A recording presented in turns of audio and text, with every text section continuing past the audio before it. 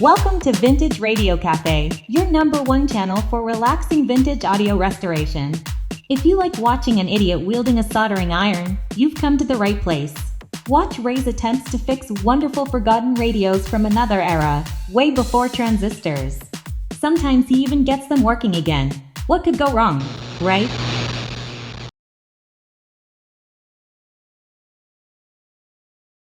Okay folks, so welcome back. It's the next day, early morning. I finished replacing the small little capacitor. Let me try to locate it. Maybe you won't even be able to see it.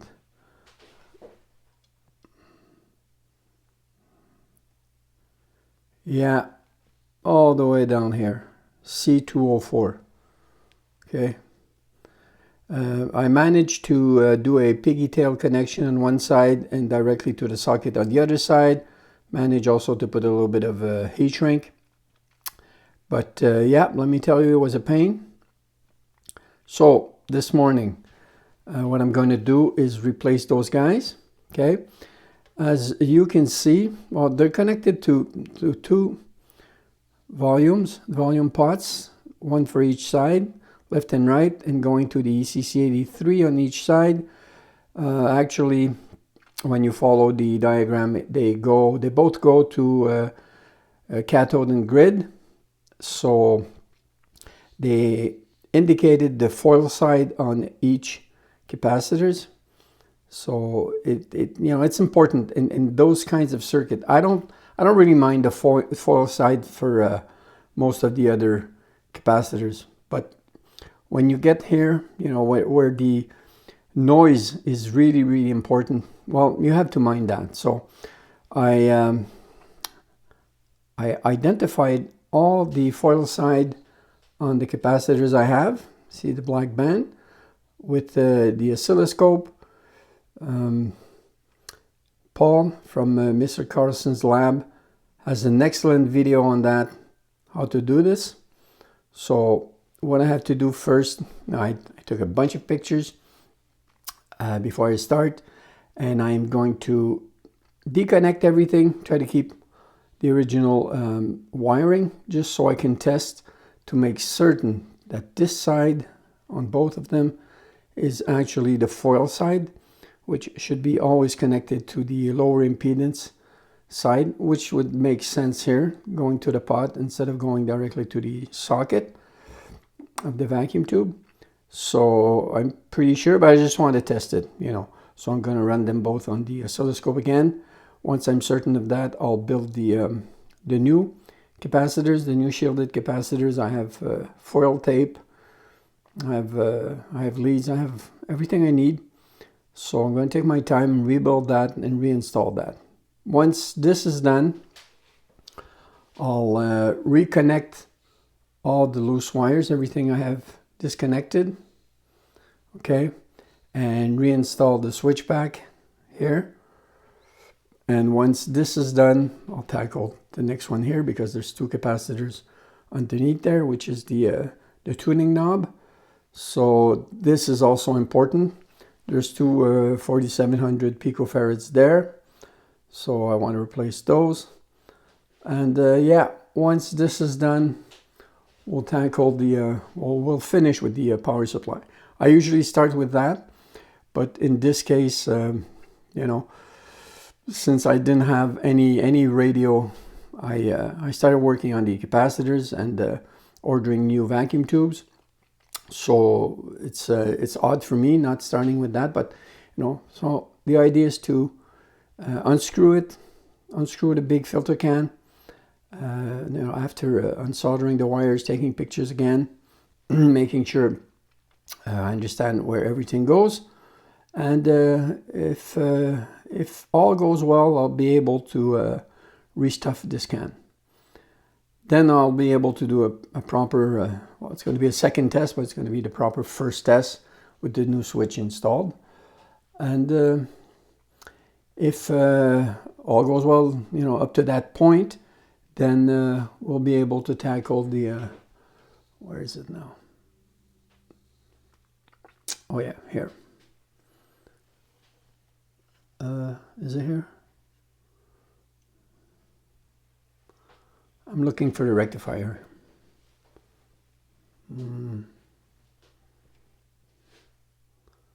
Why do I not see it now? Okay, it's all the way in the back. Yeah, bunch of wires there. So yeah, that's the rectifier. Jesus. Okay. Something else to worry about, right? But all in good times. The only way to eat an elephant is one bite at a time.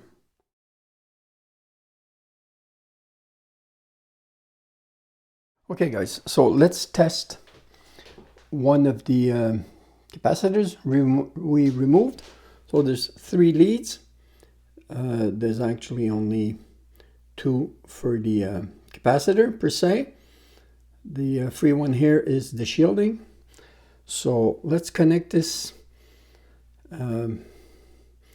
Let's start by putting, okay, give me a second.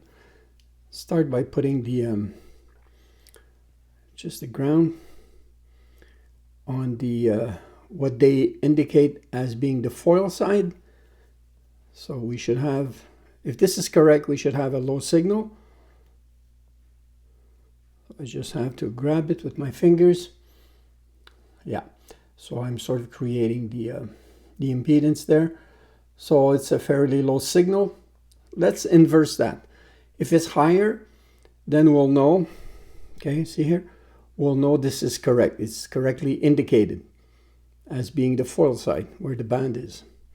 So let's inverse this, and if we have a stronger signal, we know they marked it okay. I'm sorry. Yeah, see the difference? See how higher it is? So it's like yeah, very big difference, okay? Let's do it again. Should be flatter. And yes, it is. So there you go. So it's indicated correctly. Now, let's have a look at the capacitance. And the other one here, they're probably going to be just about the same. So connected to the multimeter, let's check the capacitance. Let's get rid of the glare. Set it on capacitance. 14.55 nanofarad. So that's a, instead of 0.01, that's 0.0145, so let's call it 0.015. So that's close to 50% out of spec, right? Yeah. So it has to go. Certainly leaky, and it's not a good spot on the volume control to leave a leaky cap. Let me tell you that. So yeah, let's rebuild, or build rather, one of those, and yeah, minding the foil side, which I've indicated. So we're gonna rebuild it exactly like the original.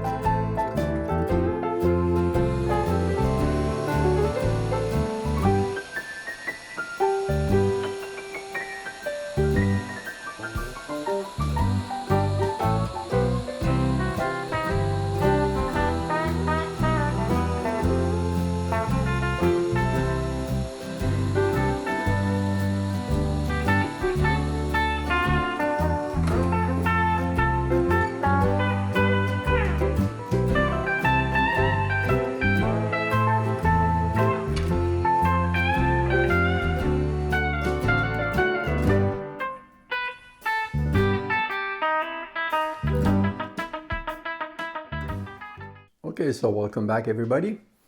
Yesterday I spent most of the day finishing the recapping of the chassis, and I started with those two guys that I had to rebuild, to make shielded caps like the original ones, and it went okay. After that I reconnected everything, put the switch pack back in. Then I removed this one, and I had to unsolder, 7 wires to get access to the 2.0 capacitor at the bottom. And I remounted that, reconnected it, and I finished my day with redoing the, let me show you, the stereo decoder. So it's hard to see there, but yeah, the blue ones there are new. So are the paper ones. So I thought I was going to get away with only having to replace the 4 electrolytics, but I decided to do the paper caps as well. The paper caps, those are the only ones that could have been left there, but they're plastic. So that's why they don't degrade as much as paper per se. There's like a shield of plastic. Maybe it's more obvious on the bigger ones. Yeah, it's better construction, more quality. So they were, there's 3.047 and 1.022. They were at 0.025, and those are a little bit lower, 0.0, ranging from 0.045 to 46. So they could have been left there, but I was already doing the other ones, so I'm pretty sure, although the capacitance may be okay, pretty sure they're leaky. Those guys though, the electrolytics, they really took a beating. They're supposed to be 100 microfarads. They were from 135 to 146, 48, something like that. So close to 50%. I mean, come on. They had to go. And off they went. So today, the plan for today, I'm going to allow myself the whole day. It's probably going to take me that long. Is to tackle the main smoothing filter caps. Yeah. So it's pretty straightforward, okay? There's, you can see there's 3 50s in there, so there's 3 connectors. What's odd, there's a red wire going to the red one, 2 green wires going to the green, but on the yellow it's a blue wire. So, I take pictures.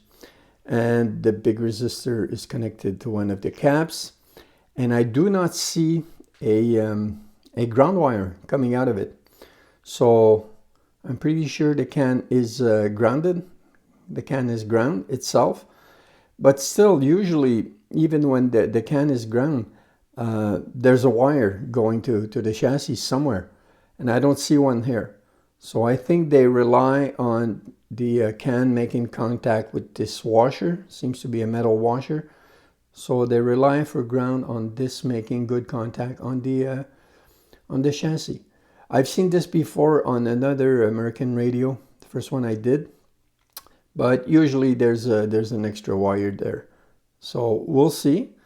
The plan is to unsolder that, all those, just unscrew it, remove it, gut it, and restuff it.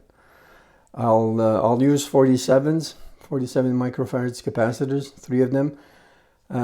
Yeah, I've said this before. I prefer to work with 56 because the tolerance, the 47s at 20%, I often get capacitors as low as 42 microfarads. When I buy 56, I often get 51, 52s.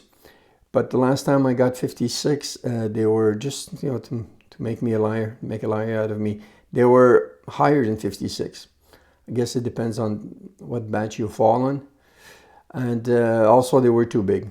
The diameter of each capacitor was too big to fit 3 inside. So I'm going to use 47s. But before I start, I have to clean my desoldering gun. If you've viewed this before, if you have one, you know what I mean. Look how dirty it is inside.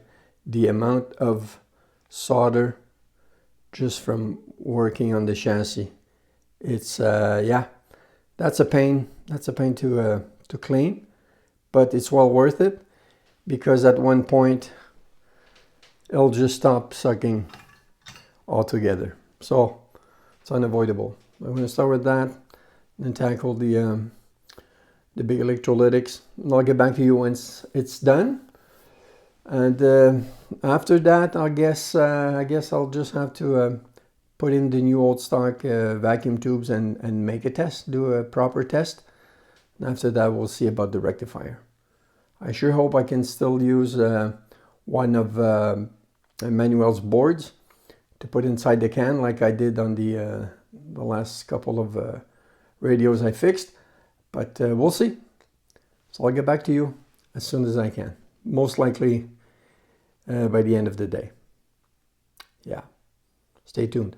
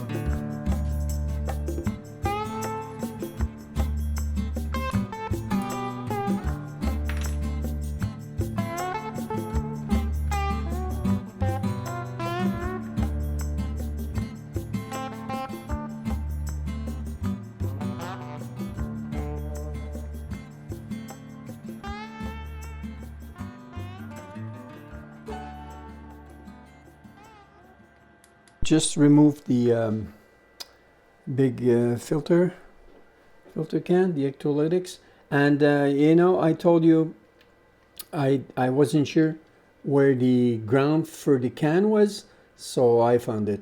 There's a ring here. See this wire there? Maybe you can see it. Yeah. So there's a ring there that goes between the can and the chassis, making sure, well, there's a return for the transformer. There's a ground, or yeah, it goes directly to the rectifier. So yeah, this is very, very important. So I have to make sure my can is properly grounded when I put the capacitors in, and I reconnect this, yeah, exactly the same way. Yeah, so the AC and the positive. Yeah, I'll figure it out. Let's have a look at the can.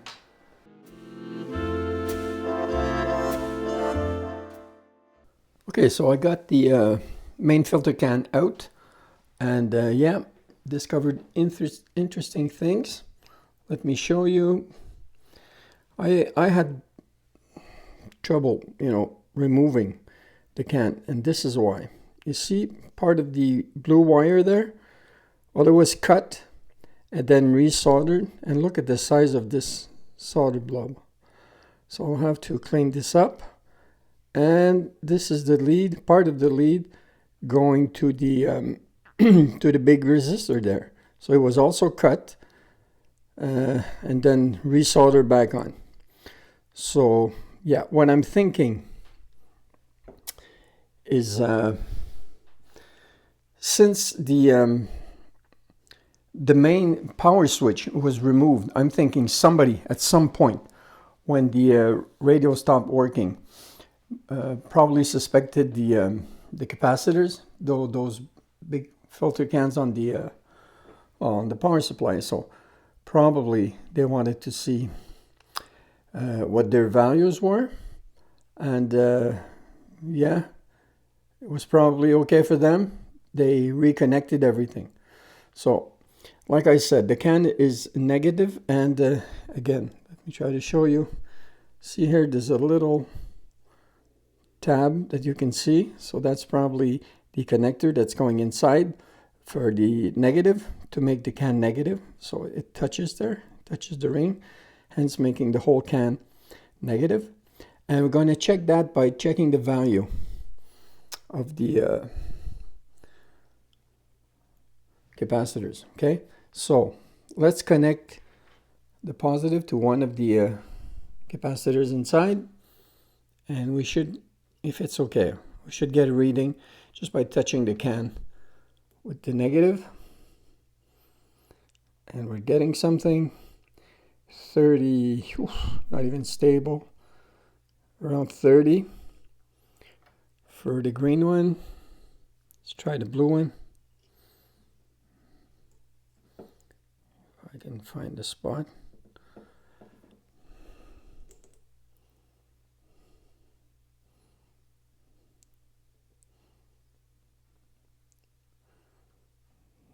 Yeah, around 34, 35. Let's check the last one.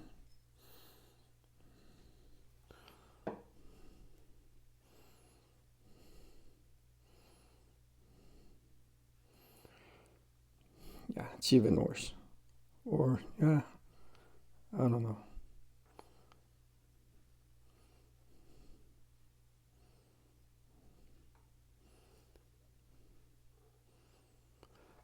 So let's say they're around 30 something microfarads when they should all be 50. So they're 30, yeah, 30, let's say 35, to round it up.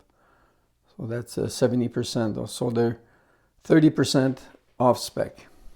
So I don't know how they were when they were checked, and if it was the main goal to sever the connections to begin with. But if it was, and I don't know what the values the guy had at the time he did this test, if that's what he was doing, well, now I can tell you they have to be changed. So it's not unusual. Okay, sometimes they're closer to their values, but I would bet money they're leaky. That's for sure. So I'm going to spare you the whole process of opening the can, gutting it and restuffing it. I'll show you once it's done. And I can see it's not straight. The base is a bit angled. Yeah, it has a bit of skew to it. Yeah, on one side. It's not too bad if the can, it's not perfectly straight on the chassis, as long as it's not too crooked. But yeah, this is my starting point. So I'll get back to you once this can is restuffed, just before we reinstall it. Okay? Be right back.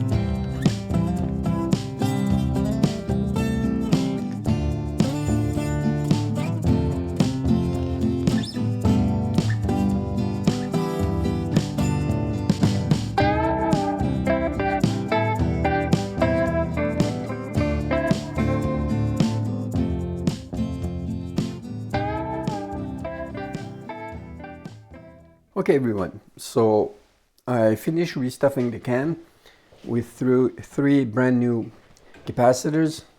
Sorry for that. Yeah, 347s at 400 volts.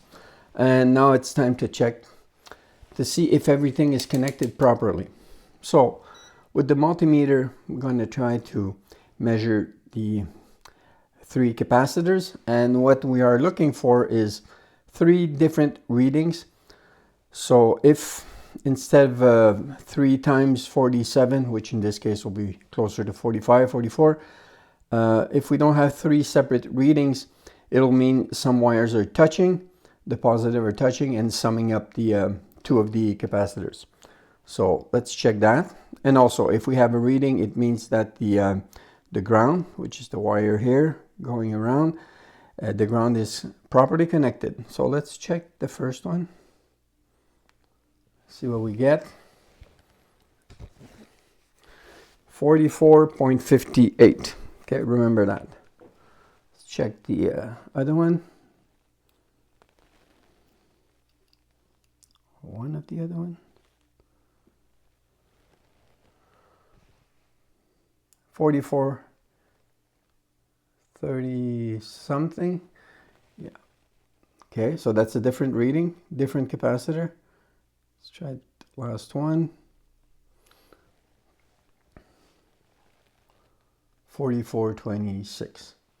Yeah, so let's do this again. Got three different readings. First one, 44. Yeah, going down.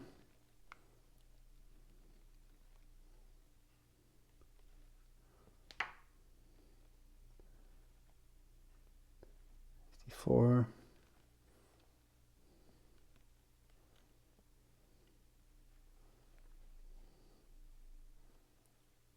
44.30. Okay, so three different readings and no summing up of the 47s, so we know this is connected properly. Now it's time to put it back in the chassis and check if we have a proper ground connection. And I know the rim here that's been unfolded and folded back on looks ugly, but hey, I don't have a lathe. I can't really reshape this, but as long as it's properly folded, and I did file it, so it's pretty smooth. At least, you know, it's going to touch evenly on the chassis, actually on the chassis ring, where it's supposed to be touching the connector. And so we'll test this, but I'm pretty confident the ground will be proper for this application. So